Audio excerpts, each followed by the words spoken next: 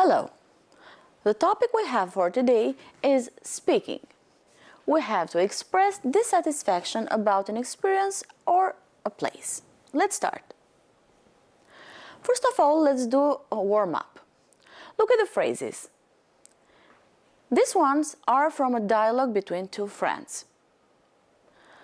Can you guess what the dialogue is about? By looking at the phrases, which of the sentences express surprise? What went wrong? Disbelief. That's terrible. Dissatisfaction. I wasn't happy with the food. And sympathy. I hope your next holiday isn't such a bad experience. Now, these phrases are to be put in a dialogue.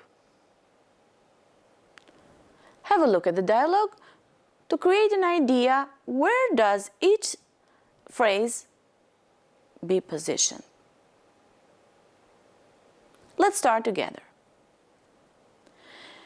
Did you have a good time on holiday? Not really. Why not? What went wrong? Well, to start with, our car broke down and we had to wait for several hours before another came to help. Then we got to the hotel and found out that our room was far too cramped. I'm very sorry to hear that. Did you make a complaint to the hotel management? We certainly did, but the hotel was already fully booked. Anyway, we unpacked our bags and went down to the beach. But it was so dirty and smelly that we had to spend the entire holiday around the hotel pool. That's terrible. It is. Then, to make matters worse, it was so bad, in fact, that we ended up spending a lot of money eating out every night, even though our meals were included in the price of the holiday. No way! Did you make a complaint to the travel agency? As soon as we got back, they offered to compensate us, but still, our holiday had already been ruined. I hope your next holiday isn't such a bad experience. As you see, these phrases took place in the dialogue. What is the useful language we have to ask for information and express some feelings such as sympathy, surprise, disbelief, and dissatisfaction? Some of the questions that we have are: did you have a good time on holiday? What went wrong? Why not? And did you make a complaint?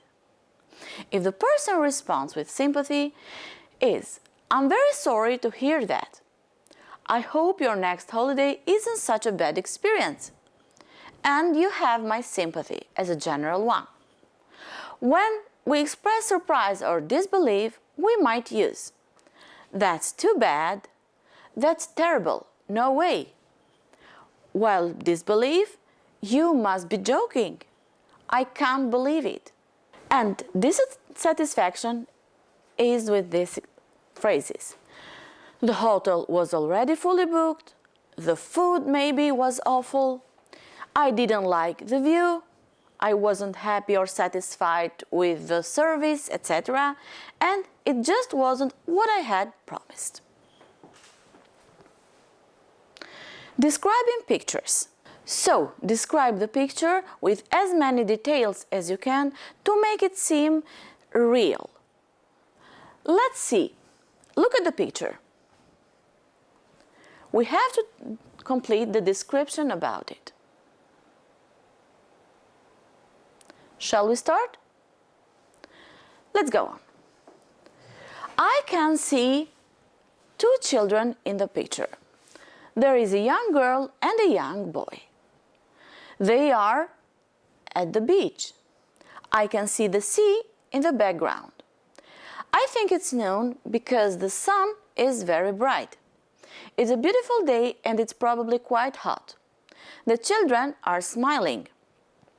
It's hard to see what they are wearing, but I guess they are wearing their swimsuits or t-shirts and shorts.